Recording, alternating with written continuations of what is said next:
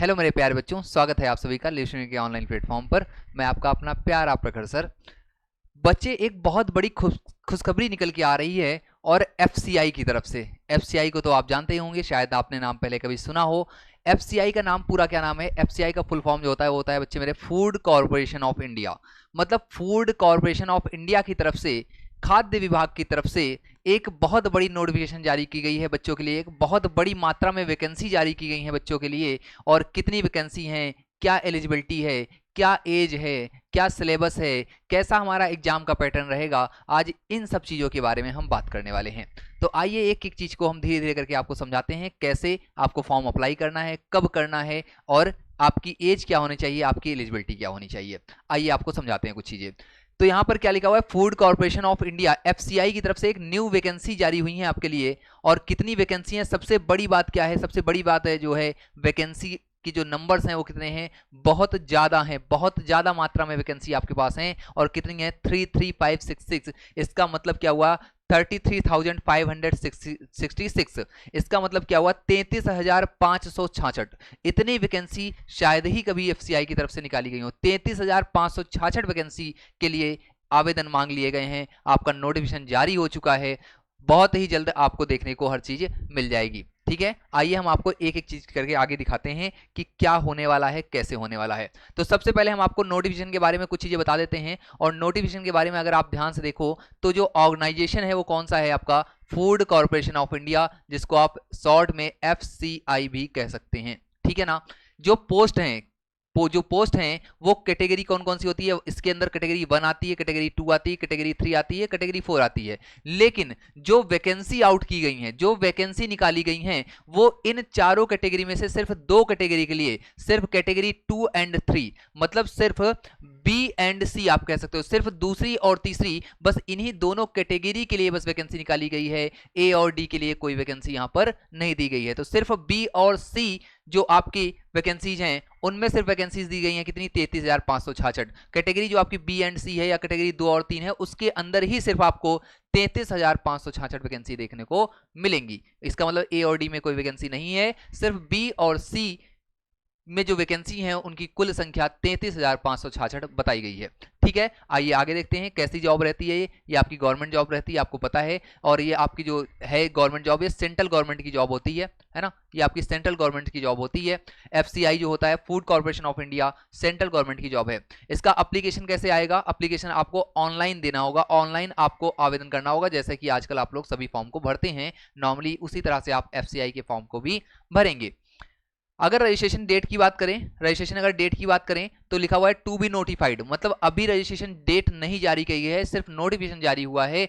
Registration की date जो है वो जल्द ही आप लोगों को बता दी जाएगी कि इसकी रजिस्ट्रेशन की डेट क्या होने वाली है। ठीक है, अगर हम सिलेक्शन प्रोसेस की बात करें कि इसमें सिलेक्शन कैसे होता है, तो सबसे पहले आपका क्या होगा? ऑनलाइन टेस्ट होगा, मतलब सीबीटी टेस्ट होगा। सीबीटी क्या होता है? कंप्यूटर बेस्ड टेस्ट होता है आपका, सीबीटी टेस्ट होगा सबसे पहले। और इसके बाद क्या होगा? इंटरव्यू होगा। तो पहले आपका सीबीटी होगा और फिर उसके बाद क्या होगा? आपका इंटरव्यू होगा। ठीक है ना। तो सिलेक्शन प्रोसेस क्या है? 2 तरह के सिलेक्शन प्रोसेस हैं, दो चरण होते हैं कह सकते हो आप। 2 चीजें हैं इसकी, पहला क्या है? सीबीटी है, और दूसरा क्या है? इंटरव्यू है। क्लियर है बात? आगे चलें। सैलरी की अगर बात करें, सबसे बड़ी चीज, हम सभी बच्चे ये सोच रहे होते हैं कि आखिर सर सैलरी कितनी होगी, है ना। क्योंकि पैसे पे तो दुनिया टिकी है, पैसे पर तो हम सभी टिके हुए हैं, हम सभी पैसे के लिए काम कर रहे हैं। तो सबसे बड़ी बात क्या है? इसमें जो पैसे आपको मिलने वाले हैं, इसकी जो सैलरी है वो बहुत अच्छी खासी है, जो कि नॉर्मली अदर जॉब्स में आपको नहीं देखने को मिलेगी। 71,000 रुपीज पर मंथ। इसका मतलब 71,000 रुपए, 71,000 रुपए अपने आप में कह सकते हो लगभग लगभग 1.5 गुना अदर सैलरीज का। 71,000 रुपए आपकी सैलरी यहां पर रहने वाली है, मतलब एक बहुत भारी भरकम सैलरी आपको यहां पर मिलने वाली है। 71,000, 71,000 रुपए की। लोकेशन जो होती है आपकी अक्रॉस इंडिया, इंडिया भर में कहीं भी, मैंने पहले ही बताया आपको सेंट्रल गवर्नमेंट की जॉब होती है, तो इंडिया में जितने भी स्टेट्स हैं उनमें कहीं पर भी आपको जॉब मिल सकती है, कहीं पर भी जॉब आपको ऑफर की जा सकती है। जो इसकी ऑफिशियल वेबसाइट है एफसीआई की, उसका नाम क्या है? https://fci.go.in। ये क्या है? इसकी ऑफिशियल वेबसाइट है, आप जा करके इस नोटिफिकेशन वहां से भी देख सकते हैं। अगर हम आगे बढ़ें तो आगे कुछ चीजें आपको बता देते हैं। फॉर्म की जो डेट्स हैं वो क्या हैं, इसके बारे में भी कुछ चीजें देख लो।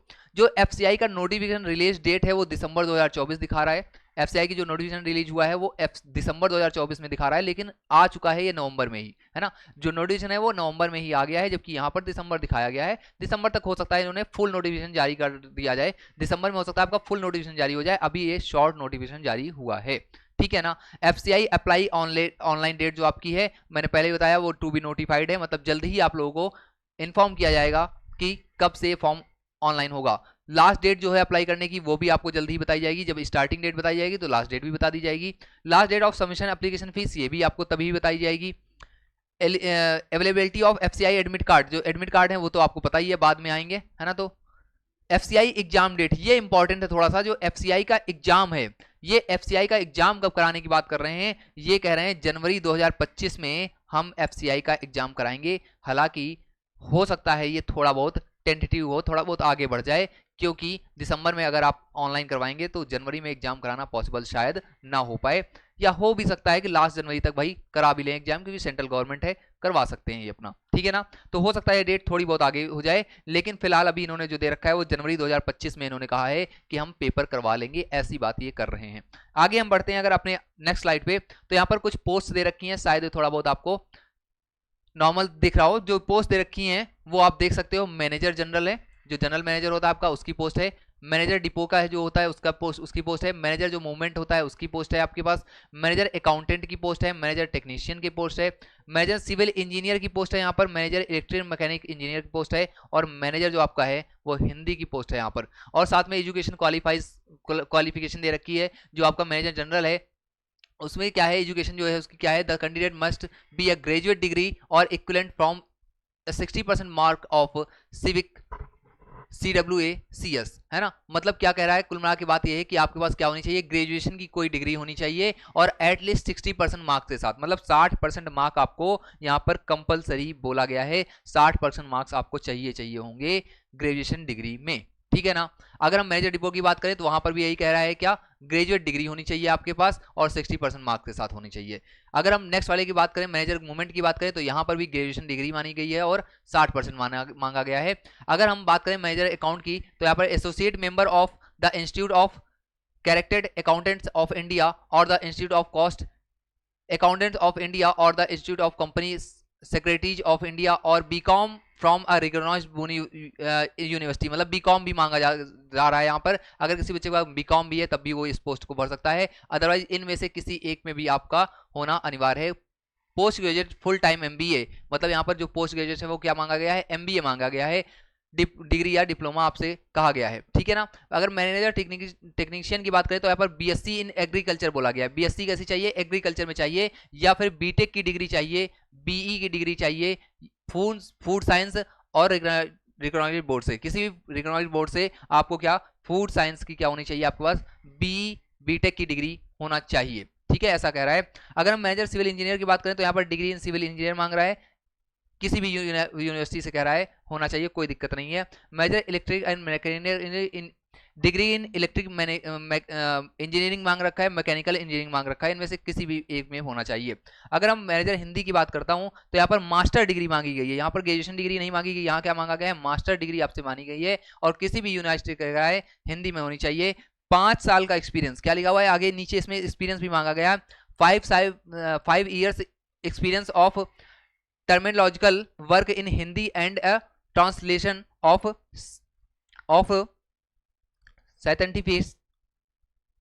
साइंटिफिक लिटरेचर, मतलब 5 साल का क्या मांगा गया है आपसे, 5 साल का यहाँ पर एक्सपीरियंस भी मांगा गया है आपसे, अगर आप मैनेजर हिंदी की पोस्ट को अप्लाई करते हो तो। इसके बाद की अगर हम बात करें तो यहाँ पर एज लिमिट क्या रहने वाली है, इसके बारे में भी कुछ चीजें आपको बता देता हूँ कि जो यहाँ की एज लिमिट होने वाली है वो क्या होने वाली है। जो एफसीआई की एज लिमिट है वो कैटेगरी अपर लिमिट और लोअर लिमिट, मैनेजर की जो है वो 28 साल अपर लिमिट है, और मैनेजर हिंदी की जो है वो 35 साल है अपर लिमिट। मतलब ज़्यादा से ज़्यादा आप मैनेजर के लिए 28 साल के होने चाहिए, या फिर मैनेजर हिंदी के लिए सिर्फ कितने साल, 35 साल तक आप कह सकते हैं। एज का जो रिलैक्सेशन है वो कैसा रहेगा, जैसा कि आप सभी को पता है, ओबीसी में कितने साल का, 3 साल का, SC ST में 5 साल का। डिपार्टमेंट एफसीआई के जो एम्प्लॉयज हैं उनके 50 साल तक की उनके लिए बोला जाता है।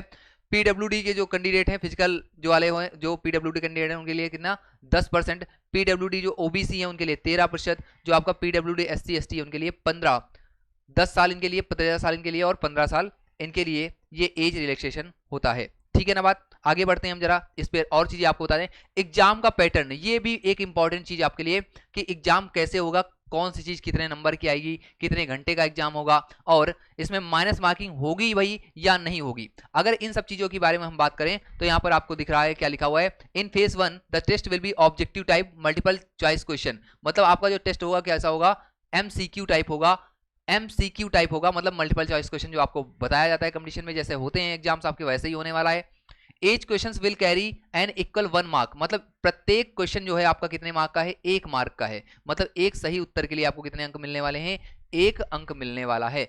फॉर ईच रॉन्ग आंसर, प्रत्येक गलत उत्तर के लिए there will be a negative marking. Negative marking है इस एग्जाम में, इस एग्जाम में नेगेटिव मार्किंग है। और क्या है लिखा हुआ है 1/4, क्या है नेगेटिव मार्किंग 1/4। इसका मतलब कितनी है, 1/4 है। और 1/4 का मतलब यह हुआ कि अगर आपने 4 क्वेश्चन गलत कर दिए तो आपका एक सही नंबर क्या कर दिया जाएगा, काट दिया जाएगा, ऐसा यहां पर लिखा हुआ है। तो आप कह सकते हो एमसीक्यू टाइप के आपका क्वेश्चन पेपर होगा और उसमें भी जो माइनस मार्किंग होगी वो 1/4 की होगी। इट मीन्स क्या हुआ कि अगर आपने 4 क्वेश्चन गलत कर दिए तो एक सही नंबर बचे आपका क्या कर दिया जाएगा, काट दिया जाएगा, कम कर दिया जाएगा। आगे बढ़ते हैं, इस पे लिखा हुआ है if a question is left blank, मतलब अगर कोई क्वेश्चन आप ऐसे नॉर्मली ड्रॉप कर देते हो, उस पर कोई मार्क आप नहीं करते हो। नो आंसर इज मार्क, मतलब कोई भी आंसर आप मार्क नहीं करते by the candidate, there will be no negative marking for this question. जैसा कि आप सभी को पता है, अगर कोई क्वेश्चन आप छोड़ देते हो, मान लो नहीं आ रहा है आपको, आपने ड्रॉप कर दिया है, उसका आपने कोई भी मार्क नहीं किया है, तो उसका कोई भी नेगेटिव मार्किंग नहीं लगाया जाएगा। और ऐसा ही होता है, सभी एग्जाम में ऐसा ही होता है। आगे अगर नेक्स्ट पॉइंट की बात करें तो लिखा है the marks obtained in phase 1 will not be recognised in the final merit ranking. मतलब क्या हुआ, इसका मतलब ये हुआ फाइनल मेरिट जो होगी उसमें जो सीबीटी 1 के मार्क्स हैं वो नहीं जोड़े जाएंगे। ये एक अच्छी चीज है आपके लिए। और कह सकते हो क्या कि इसका मतलब ये हुआ जो सीबीटी 1 होगा उसके जो मार्क्स हैं वो आपके मेरिट में नहीं जोड़े जाएंगे। सीबीटी 2 के जो मार्क्स होंगे ओनली वही मार्क्स आपका मेरिट में सारा रोल अदा करेंगे, ठीक है ना। मतलब सीबीटी 1 जो होगा वो सिर्फ क्वालिफाइंग है, ऐसा समझ सकते हो आप। सीबीटी 1 जो होगा वो सिर्फ क्वालिफाइंग है आपके लिए, जबकि जो सीबीटी 2 होगा वो क्या होगा, उसके जो मार्क्स होंगे उनसे क्या बनेगी, आपकी मेरिट बनेगी, ठीक है। चलो जरा देखते हैं क्या क्या आने वाला है आपके यहाँ। इंग्लिश लैंग्वेज आएगी आपके यहाँ पर, ठीक है। रीजनिंग आएगी, न्यूमेरिकल एप्टीट्यूड मतलब मैथमेटिक्स आएगी, और जनरल स्टडी आएगी मतलब जीएस आएगी। तो आपके 4 सब्जेक्ट आ रहे हैं, कौन कौन से, इंग्लिश, रीजनिंग, मैथमेटिक्स और जीएस। नंबर ऑफ क्वेश्चंस कितने हैं, 25 के इंग्लिश आएगी, 25 की ही आपकी रीजनिंग आएगी, 25 की मैथमेटिक्स है और 25 की होगी आपकी क्या, जीएस। तो 25-25 मिल गए, 4 पार्ट हो गए, मतलब टोटल कितना हो गया, टोटल भैया आपका हो गया कितना, 100। कितना हो गया टोटल, 100। और ये मार्क्स भी, क्योंकि अब ऊपर आपको बताया गया एक मार्क, एक क्वेश्चन के लिए कितना मार्क मिलेगा आपको, 1 मार्क मिलेगा। तो यहाँ 25 क्वेश्चन है, 25-25 मार्क मिलेंगे, मतलब टोटल कितने मार्क मिलेंगे, 100 मार्क मिलेंगे। और जो टाइम मिलने वाला है आपको वो 15 मिनट, 15 मिनट, 15 मिनट और 15 मिनट, मतलब 15-15 मिनट के चारों में टाइम आपको मिलेगा। तो 15 जगह कितने मिनट मिलेगा, 60 मिनट। मतलब फाइनली अगर ओवरऑल हम बात करें इस चीज की तो यहाँ पर ये लिखा हुआ है 60 मिनट में, 60 मिनट में आपको टोटल कितने क्वेश्चन करने होंगे, 100 एमसीक्यू करने होंगे, 100 मल्टीपल चॉइस क्वेश्चंस क्या करने हैं आपको, करने हैं, जिनमें से 25-25 के 4 पार्ट में बांटे गए हैं, मैथ, इंग्लिश, रीजनिंग और जीएस। ये 25-25 में बांटे गए हैं, 25 मैथ होगी, 25 इंग्लिश होगी, 25 रीजनिंग होगी और 25 ही आपके जीएस होंगे। तो कुल मिला के बात ये आई 60 मिनट में 100 क्वेश्चन करने हैं, और सभी क्वेश्चन कितने होंगे, 25-25 नंबर के, या 25-25 क्वेश्चन सभी पार्ट के होंगे, ठीक है ना। आगे बढ़ते हैं हम आगे, सिलेबस ऑफ इंग्लिश। यहाँ पर अब सिलेबस भी दे रखा है, सिलेबस कैसे आपको यहाँ पर दिखाया गया, क्या क्या आपसे पूछे जाने वाला है। तो रीडिंग कॉम्प्रिहेंशन पूछा जाएगा आपसे इंग्लिश में, क्लोज टेस्ट आपसे पूछा जाएगा, फिलर्स पूछे जाएंगे, सॉरी फिलर्स पूछे जाएंगे आपसे, सेंटेंस एरर आपसे पूछी जाएगी, वोकैबुलरी पूछी जाएगी आपसे, वन वर्ड पूछे जाएंगे आपसे, जंबल्ड पैराग्राफ आपसे पूछे जाएंगे, पैराग्राफ फिलर्स पूछे जाएंगे आपसे, पैराग्राफ कंक्लूजन पूछे जाएंगे आपसे, पैराग्राफ सेंटेंस एंड रीस्टेटमेंट पूछे जाएंगे आपसे, ठीक है। तो ये इतने सारी चीजें, मतलब कुल मिला के 10 टॉपिक्स ये जो हैं ये आपसे इंग्लिश में पूछा जाएगा। तो आप कह सकते हो इंग्लिश का सिलेबस भी बहुत ज्यादा नहीं है, सिर्फ 10 चैप्टर ही हैं इंग्लिश के सिलेबस में, ठीक है ना। आगे बढ़ते हैं, यहाँ पर अगर हम बात करें अपने रीजनिंग एबिलिटी की, अगर हम रीजनिंग की एबिलिटी की बात करें, रीजनिंग कितने टोटल 14 चैप्टर इन्होंने दे रखे हैं। Puzzle and seating arrangement they रखा है पहला चैप्टर, डायरेक्शन सेंस दे रखा है, ब्लड रिलेशन दे रखा है, सिलोगिम्स दे रखा है, ऑर्डर रैंकिंग दे रखा है, कोडिंग रिकॉर्डिंग दे रखा है, machine input output, machine input output ये थोड़ा इंपॉर्टेंट भी कह सकते हो, क्योंकि नॉर्मल जगह पर ये ऐसा नहीं पूछा जाता है। तो यहाँ पर एक चैप्टर एक्स्ट्रा दे रखा है मशीन इनपुट आउटपुट, हालांकि रीजनिंग का चैप्टर है लेकिन बैंकिंग वगैरह में आता है, तो ये बैंक की आईबीपीएस ही आपका इसका एग्जाम कराएगा। है ना। इसका जो एग्जाम होता है एफसीआई का वो कौन कराता है, आईबीपीएस कराएगा। तो आईबीपीएस बैंक के भी एग्जाम कराता है, तो आपको ये समझ के चलना पड़ेगा आईबीपीएस का जो एग्जाम पैटर्न होगा वही एग्जाम पैटर्न हम लोग आगे फॉलो करने वाले हैं, ठीक है ना। इनइक्वलिटीज पढ़ने वाले हैं हम लोग इसमें, अल्फा न्यूमेरिक सिंबल सीरीज पढ़ेंगे, डाटा सफिशिएंसी पढ़ेंगे, लॉजिकल रीजनिंग पढ़ेंगे, इसमें पैसेज इंटरफेस पढ़ेंगे और स्टेटमेंट एंड ऑक्यूपेशंस पढ़ेंगे और कंक्लूजन्स पढ़ेंगे। तो ये कुल मिला के 14 चैप्टर आपसे किसके पढ़ने वाले हैं, आप रीजनिंग के 14 चैप्टर्स पढ़ने वाले हैं यहाँ पर, ठीक है ना। अगर हम और आगे बढ़ें तो इसमें हम बात करते हैं मैथमेटिक्स। मैथमेटिक्स में कितने चैप्टर हैं, तो मैथमेटिक्स के अच्छे खासे चैप्टर आपको दिख रहे हैं, टोटल 22-23 चैप्टर यहाँ पर इन्होंने मेंशन किए हुए हैं कि इतना हम पूछेंगे। तो पहला क्या है, डाटा इंटरमीडिएट डीआई बहुत इंपॉर्टेंट है। इनइक्वलिटी यहाँ पर दे रखा है, क्वाड्रेटिक इक्वेशन वाली इनइक्वलिटी यहाँ पर दे रखा है आपको, नंबर सीरीज आपको दे रखा है, अप्रोक्सीमेशन एंड सिंप्लीफिकेशन दे रखा है यहाँ पर, डाटा सफिशिएंसी दे रखा है आपको, मिसलेनियस एंड अरिथमेटिक प्रॉब्लम्स दे रखा है, HCF LCM, profit loss, SI CI, problem on age मतलब एज आप आयु कह सकते हो, time and work, speed time and distance, probability मतलब क्या प्रायिकता, मेंसुरेशन, पैरामीटर एंड कॉम्बिनेशन है ना, सॉरी परम्यूटेशन एंड कॉम्बिनेशन है ये आपका, average, ratio and proportion, partnership, problem boards and stream की, प्रॉब्लम्स ट्रेन की, mixture and allegation, pipe and cistern मतलब नल और टंकी। तो कुल मिला के ये इन्होंने एक अच्छा खासा मैथ का सिलेबस दे रखा है, थोड़ा ज्यादा सिलेबस दे रखा है, शायद 22-23 चैप्टरों का इन्होंने एक सिलेबस दे रखा है मैथमेटिक्स का, लेकिन इतना भी ज्यादा नहीं क्योंकि मैथमेटिक्स में चैप्टर भी बहुत ज्यादा है, ठीक है ना। तो इन्होंने 22 चैप्टर फिलहाल यहाँ पे दे रखे हैं कि 22 चैप्टर आपसे पूछे जाएंगे। अगर हम बात आगे करें जीएस का, अगर हम पार्ट की बात करें तो जीएस के पार्ट में आपसे क्या पूछा जाएगा, करंट अफेयर पूछी जाएगी जो कि 5 नंबर की पूछी जाएगी, ठीक है। करंट अफेयर और जो नेशनल आपके ये नेशनल्स एंड इंटरनेशनल्स वाली हैं, करंट अफेयर कौन सी पूछी जाएंगी आपसे, करंट अफेयर जो आपकी पूछी जाएगी वो नेशनल और इंटरनेशनल पूछी जाएगी, और ये 5 नंबर की आएगी। इन्होंने मेंशन किया हुआ है नोटिफिकेशन में कि ये 5 नंबर की करंट अफेयर आपकी होगी। बाकी आपके जो इंडियन जियोग्राफी है, हिस्ट्री इंडिया एंड वर्ल्ड की जो हिस्ट्री है, Indian polity science and technology जो आपकी है, इंडियन कॉन्स्टिट्यूशन जो आपका है, इंडियन इकोनॉमी जो आपकी है, और एनवायरमेंटल इशू जो आपके हैं, इन सारे से 2 से लेकर के और ये आपके 7 तक, इन सभी से ये 20 क्वेश्चन लेने की बात कर रहे हैं, 20 क्वेश्चंस, ठीक है ना। तो 5 क्वेश्चन यहाँ के हो गया, 20 क्वेश्चन यहाँ हो गया। तो आप कुल मिला कह सकते हो कि करंट अफेयर्स के 5 क्वेश्चन और बाकी ये जो लिखे हुए हैं टॉपिक्स, इनसे टोटल 20 क्वेश्चंस की बात कर रहे हैं, टोटल 25 क्वेश्चन भी आपके जीएस के हो रहे हैं यहाँ पर, ठीक है ना। अगर हम और आगे बात करें तो यहाँ पर एक इंपॉर्टेंट चीज आपको दी गई है कि इनकी क्लासेस जो हैं, इनकी जो क्लासेस हैं उसके लिए आप ज्वाइन कर सकते हैं मैथ बाई प्रखर सर 8 से 9 PM मतलब शाम को 8 बजे से लेकर 9 बजे तक यूट्यूब पर आपको इसकी क्लास स्टार्ट होंगी, और साथ में रीजनिंग की क्लास जो है वो भी स्टार्ट होगी, वो शाम को 3 बजे से 4 बजे तक स्टार्ट होगी, ठीक है। तो रीजनिंग क्लास कब होनी है आपकी, 3 बजे से 4 बजे तक होगी, और जो मैथ की क्लास है वो आपकी कब होगी, 8 बजे से 9 बजे तक होगी, ठीक है। और बाकी एक चीज मैं आपको यहाँ पर एडिशनल बता देता हूँ कि जो एग्जाम है वो आईबीपीएस के द्वारा लिया जाता है, ठीक है। ये चीज मैंने अभी आपको बताई वीडियो में कि जो एग्जाम है आपका वो आईबीपीएस के द्वारा लिया जाता है, और आप सभी को पता होगा कि जो आईबीपीएस है वो नॉर्मली बैंक का एग्जाम लेता है। आईबीपीएस जो आपका है वो किसका है, बैंकिंग के जो एग्जाम है वो लेता है आईबीपीएस, ठीक है ना। तो आईबीपीएस के पैटर्न पर, आईबीपीएस की जो बैंकिंग एग्जाम जो लेता है उनके पैटर्न पर, उनके प्रीवियस ईयर को मिलाते हुए, उनके एफसीआई के भी प्रीवियस ईयर को मिलाते हुए, ये जो क्लासेस हैं आपकी ये इन पर टारगेट की जाएंगी। 3 से 4 बजे तक रीजनिंग और 8 से 9 बजे तक आप यूट्यूब पर हमारे साथ जुड़ सकते हैं। तो ये है आपकी पूरी इंफॉर्मेशन एफसीआई जो कि उन्होंने वैकेंसी जारी की थी, अच्छी खासी मात्रा में 23,566 वैकेंसी जारी की थी, जो 33,566 वैकेंसी जिन्होंने जारी की, तो अच्छी खासी मात्रा में वैकेंसी हैं। आप लोग इनको अप्लाई करिए, आप लोग इसका फॉर्म भरिए, अभी हालांकि डेट नहीं आई है, बहुत ही जल्द आपको डेट मिल जाएगी। तो आप लोग सरकारी रिजल्ट पे देखते रहें, और जैसे ही आता है ये फॉर्म आप इसका फॉर्म अप्लाई कर सकते हैं। साथ में एक चीज और मैं बता दूं फीस के बारे में, अगर आपको इन्फॉर्मेशन चाहिए फीस के बारे में, ये जो आपका आया है फॉर्म एफसीआई का, ये जो फॉर्म आपका एफसीआई का है, इसकी जो फीस है बच्चे मेरे, एफसीआई का जो फॉर्म है, एफसीआई का जो फॉर्म है, इसकी जो फीस है, एफसीआई फॉर्म की जो फीस है बच्चे मेरे, वो जनरल वाले बच्चों के लिए 1000 रुपीज है, ठीक है। जनरल वाले बच्चों के लिए 1000 रुपीज इसकी फीस है। ये भी एक जानकारी आपको मैंने दे दी कि जो जनरल वाले बच्चे हैं उनके लिए 1000 रुपये फीस इन्होंने फिलहाल कहा है। तो आप लोग जैसे ही फॉर्म आता है सभी बच्चे फॉर्म को अप्लाई करेंगे, क्योंकि बहुत ज़्यादा वैकेंसी हैं, बहुत ही जल्दी आपके जो सपने हैं उनको साकार करने के लिए वैकेंसी आई हुई हैं। तो होपफुली आप सभी बच्चे इस फॉर्म को भरेंगे, और भरने के बाद हमारी क्लासेस में ज्वाइन होंगे। हम आपको टारगेट क्लासेस कराने वाले हैं एफसीआई की, ठीक है। तो आज के वीडियो में इतनी इन्फॉर्मेशन रहेगी। धन्यवाद आप सभी को। वीडियो अगर आपको अच्छा लगा हो तो कमेंट में आप लोग बताएंगे कि आपको क्लासेस, क्या इनके लिए टाइम आपके लिए सुटेबल रहे, या फिर टाइम में और कुछ चेंज आप चाहते हैं, और क्या चाहते हैं आप, ये आप कमेंट सेक्शन में बताएंगे। फिर इसमें इन्फॉर्मेशन में इतना ही रहेगा। धन्यवाद आप सभी का। Tata bye bye, take care, जय हिंद आप सभी को।